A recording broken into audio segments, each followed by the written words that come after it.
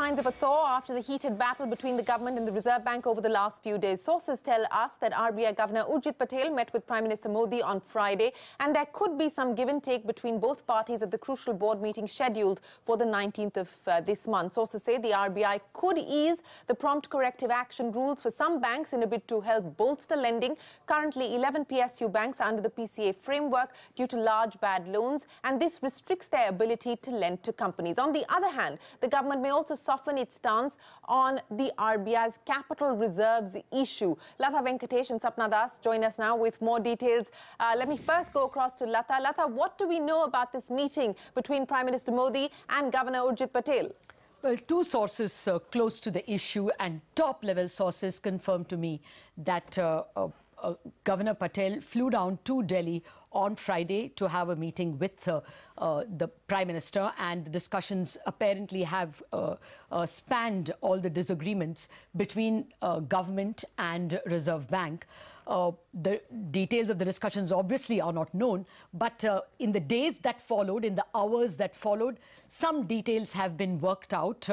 At least from the Reserve Bank side, it appears that the prompt corrective action rules will be softened somewhat to allow more banks out of that list. Some of them are already in single-digit net NPA. That net NPA is the one point that RBI wants to be seeing falling, and some of them that have reported numbers have already shown it falling towards that 6% mark. If one included the amount of money they will get from the bankruptcy proceedings that are currently underway, for instance, SR, the SR Steel checks are paid out, then a large amount of money comes in. Some of it for Uttam Galva has come in on the first week of October.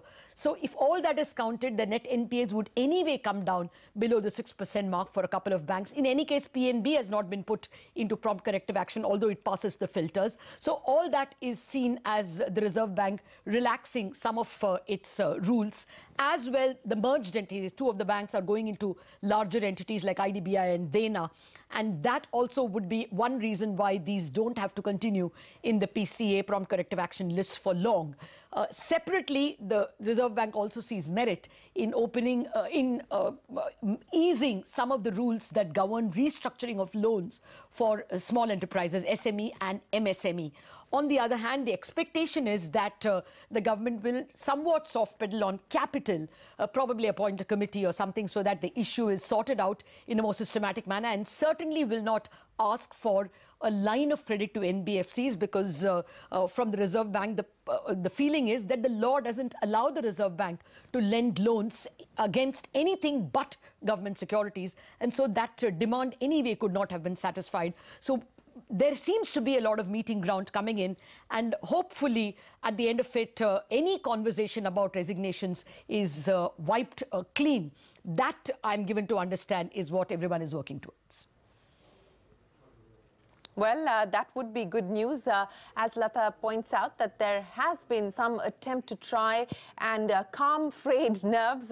Governor Urjit Patel meeting with the Prime Minister on Friday to address some of the contentious issues between the RBI and the government. And also, it's important to note, as Latha was pointing out, that there may be a softening of stance when it comes to the government's desire to try and rework the capital framework. That discussion, remember, is not happening under Section 7. So what could be the best way forward? Perhaps a higher committee could be set up to look at the issue, etc. Maybe that could be the approach that will be taken. But let me go across now to Sapna, because she's with us as well. Sapna, the Reserve Bank board, as we were pointing out, will meet on the 19th. What are you hearing now on some of the contentious issues that will be taken up, and what we can perhaps see in terms of a meeting ground between the government and the RBI? Well, first of all, last week itself, we had some indications that possibly there could be a midway, a midway ground as far as the next board meeting is concerned, in terms of taking up at least some of the key issues. So that's where the matter stood, and probably we'll be hearing more on that sometime during this week. And, of course, it's only on 19th and after 19th that we'll be knowing what really happens, because we're given to understand that at least the government nominees on the RBI board will be speaking to the press formally here in Delhi. Having said that, three critical issues that need resolution from the banking space.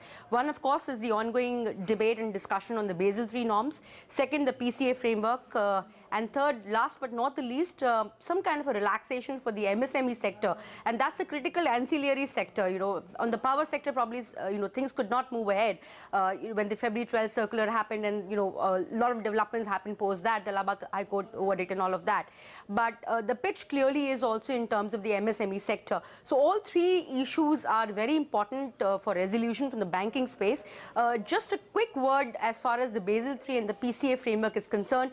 PCA framework, of course, everybody has been talking about it, but clearly two issues which have come up here. One is the attachment of the NPA norms, when you keep banks under the PCA framework, and the second, of course, you have to declare consecutive profits for 2 consecutive years. That is making it very difficult for many of the banks to actually come out of the framework. And for all you know, even other banks which may not be actually wanting to go under that framework or not really required may actually land up there, if these norms are not kind of revisited, quote unquote. And of course, Basel III, here the government is very clear that whatever is internationally acceptable, you can't have a Basel plus in India. That's what the word here clearly is in policy corridors. And MSME, of course, I have just mentioned 12 February circular, the one-day default rule, some kind of further relaxation that the government would really like on that front. Okay.